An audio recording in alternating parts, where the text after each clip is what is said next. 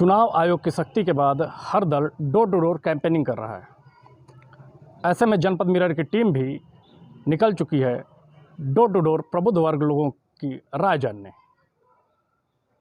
अब हम लोग जानने का प्रयास करेंगे प्रबुद्ध लोगों से कि वो पूर्व की राजनीति और अब की राजनीति में क्या अंतर देखते हैं और किस हिसाब से देखते हैं आगामी विधानसभा चुनाव को लेकर। 7 मार्च को सोनभद्र में वोटिंग होनी है।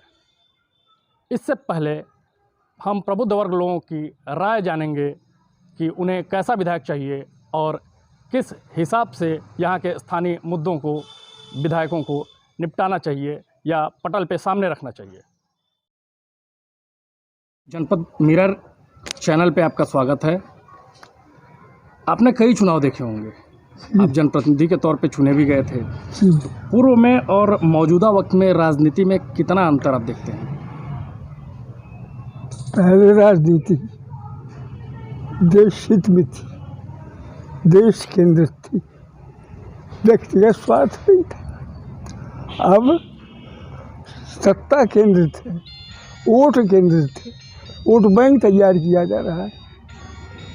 तो ऐसी राजनीति के बारे में क्या कहा जाए, राजनीति तो है ही नहीं। कई बार देखने को मिल रहा है कि सरकारें ठीक ठाक काम करती हैं, लेकिन जो स्थानीय जनप्रतिनिधि होते हैं उनका काफ़ी विरोध होता है। कारण है, यदि आप हमसे पूछें इसका उत्तर तो मैं यही बताऊंगा कि इसका मेन कारण यह है, मुख्य कारण यह है कि सोनभद्र में सोनभद्र ही गायब है। सारे बाहर के लोग यहाँ आ गए नौकरी के लिए, काम के लिए, व्यवसाय के लिए। सोनभद्र गौण हो गया और वही प्रतिनिधि बनते हैं। वो जी के पास पैसा है, सोनभद्र का भी तो दाने दाने के लिए आज भी मोहताज है। आज भी आप देखेंगे कि सोनभद्र की आप बस्तियों में जाएं तो लोगों की हालत जो है, आर्थिक हालत बहुत अच्छी नहीं है। और उसका कारण ये है कि सोनभद्र में जो भी आया सोनभद्र के लिए नहीं आया, सोनभद्र के हित के लिए नहीं आया। वो आया अपने व्यक्तिगत हित के लिए, व्यक्तिगत धनार्जन के लिए। और सोन में मजबूरी थी रहना तो रह गया। जब ज़्यादा समय रह गया तो हुआ कि यहाँ की बिजनेस के साथ साथ राजनीतिक सत्ता को भी काबिज किया जाए, वो पर कब्जा किया जाए, और वही हो रहा है। तो जवाहरलाल नेहरू जब यहाँ आए थे जी, जवाहरलाल नेहरू जी ने उस समय कहा था कि ये सोनभद्र में उनको स्विट्ज़रलैंड दिखा था। जी, और कुछ दिन पहले अभी राष्ट्रपति भी यहाँ आए थे, रामनाथ कोविंद जी। उन्होंने कहा था अगर भारत की जड़ों से परिचित होना है, भारत की जड़ों से परिचित होना है तो कुछ दिन सोनभद्र में गुजारिए। कैसे देखते हैं दोनों बयानों को? कैसे दोनों बयानों को देखते हैं? मैं देखिए दोनों बयानों को तो राजनीति की दृष्टि से नहीं देखता, लेकिन एक बात मैं ज़रूर कहूँगा कि मैं तो चाहता हूँ कि आज देश के नेताओं को सोनभद्र को सोनभद्र से देखने की पहली शर्त होगी कि वे भारत को भारत की तरह देखें। इस दर्द के साथ कह रहा हूँ कि भारत में भारत कहीं नहीं पता चलता कि है। कोई अमेरिका बना रहा है, कोई इंग्लैंड बना रहा है। ये क्या है? ये मजाक नहीं है तो क्या है? कोई भारत नहीं बना, कोई भारत नहीं बना रहा है। प्रकृति ने हमको भारत दिया है, अमेरिका नहीं दिया है, अमेरिका की जलवायु नहीं दी है। ये कैसे बदलाव आएगा फिर? ये बदलाव आएगा, एक दिन आएगा। गांधी जिंदा है, गांधी के विचार जिंदा है, वो विचार तभी आएगा। आज गांधी का नाम वोट की बैतरनी पार करने के लिए लिया जाता है। कोई गांधी विचारों को नहीं मानता, कोई गांधी को नहीं मानता। गांधी की नाम पर वोट की बैतरनी पार करने वाले, राज्य करने वाले गांधी को नहीं मानते। गांधी तो लुप्त हो गया है, लेकिन ऐसा नहीं है। अगर विचार है तो कभी कार्यान्वित भी होगा। शिक्षा में सिर्फ गिरावट ही हुई है और कुछ हुआ ही नहीं है। अब ये शिक्षा है ही नहीं है। मैंने बताया नहीं तो गुलाम पैदा करने वाले कारखाने हैं, नौकर बना रहे हैं, आपको गुलाम बना रहे हैं। ये शिक्षा आपको ऐसा मजबूर कर दे रही है कि डिग्री लेने के बाद आप चौराहे पर खड़े हैं। प्रचलन देखिए, गांव में कोई जा रहा है एमए करके बेकार है, यानी पढ़ लिया बस बेकार हो गया। अगर शिक्षा नहीं मिली, नौकर नहीं बना, गुलाम नहीं बना, तो उसका जीवन व्यर्थ है। ये है शिक्षा। शिक्षा मुक्त होकर करती है। आदिवासियों की जो ये दुर्दशा है वे अभी भी यहाँ पे कायम है। राष्ट्रपति भले ही यहाँ कहते हों कि यहाँ पे आप आइए, इनकी जड़ों से जो वाकिफ होइए, लेकिन जड़ ही गायब है यहाँ से। देखिए, आपने अच्छा प्रश्न किया और ये प्रश्न मैं बहुत पहले से उठाता रहा और यहाँ के कल कारखानों में युवाओं की नियुक्ति की मांग भी करता रहा।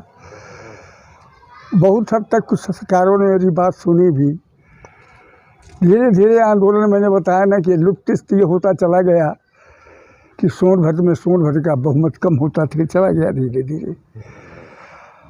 सवाल ये है कि पहले देश की संस्कृति को जब तक हम नहीं बचाएंगे, मैं आपको बताऊं, कोई राष्ट्र भूखंड नहीं होता। भौगोलिक सीमाएं राष्ट्र की पहचान नहीं बनती। किसी भी राष्ट्र की आत्मा होती है, उसकी पहचान होती है, उसकी अस्मिता होती है, उसकी संस्कृति। और जिस देश की संस्कृति मर जाती है वो देश मर जाता है। जो हमारी मूल जड़ है किसानी, भारत देश की किसानी, कृषक जी ये मूल है जी। तो आज वो किस स्थिति में है, इस पे आपका क्या राय? बहुत दयनीय स्थिति में। किसान अपने चावल गेहूँ को तो पैदा करता है, हमारे यहाँ तो कुछ पैदा करता नहीं। दवा हमको चाहिए, क्या सुविधा है? अगर क्या बोलते हैं घर में एक लड़के को जुकाम हो गया, देश की हालत ये है कि उसका तो क्या बोलते हैं 50 में बिक जाएगा। मामूली बातों पे आप जाइए। सबसे बड़ा रोजगार जो हो गया है वो चिकित्सा का रोजगार हो गया। दूसरी चीज मैं आपको बताऊं, इन सब के मूल में भ्रष्टाचार है। आज जो है हमारी सोच जो है अर्थ केंद्रित हो गई है। जो विदेशी सोच है, भारतीय सोच नहीं है। जैसा मैंने पहले आपको बताया कि भारत तो अब अपने अभाव को भी अपना ऐश्वर्य मानता है। अगर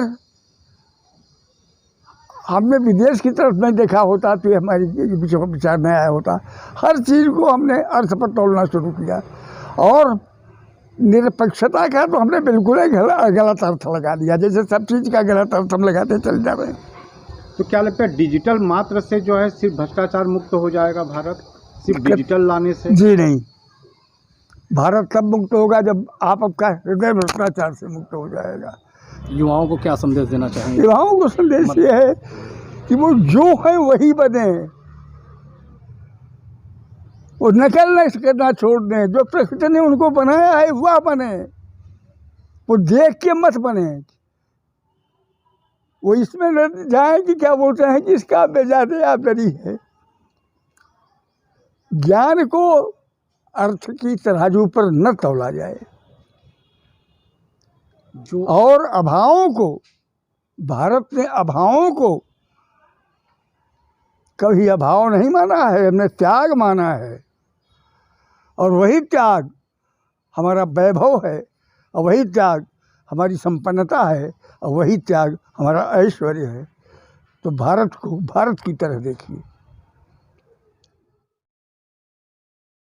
नेता जो आज के डेट में चुनाव में खड़े हो रहे हैं, जो विधानसभा विधायक चुन के विधानसभा में जाएंगे, उन्हें क्या सलाह देना चाहेंगे? मैं उनको सलाह देना चाहता हूँ कि भाइयों, अगर आपको देश से हमदर्दी नहीं है, व्यक्तिगत हित में चुनाव लड़ रहे तो कृपया हट जाइए। ये आप देश का बहुत बड़ा कल्याण करेंगे और मैं उसे अब जो सबसे बड़ा देशभक्त आपको मान लूँगा। अब यहाँ देश के लिए जाइए तो अपने सारे सुखों को, अपने सारी कामनाओं को खूंटी पर टांग के आइए। ये थे वरिष्ठ साहित्यकार एवं चिंतक अजय शेखर जी। इन्होंने 8 दशक से भी अधिक समय राजनीति और साहित्य को दिया है। निश्चित रूप से इनके विचार राजनीति और समाज को बदलने में एक महत्वपूर्ण भूमिका अदा करेंगे। जिस हिसाब से इन्होंने युवाओं और जनप्रतिनिधियों को एक मैसेज दिया है, अगर इस मैसेज का पालन किया जाए तो एक जो परिवर्तन की बात इन्होंने कहा वो निश्चित रूप से सफल हो सकता है। भारत में भारत की जो इन्होंने परिकल्पना की वो पूर्ण हो सकती है। आनंद कुमार चौबे, जनपद मिरर, सोनभद्र।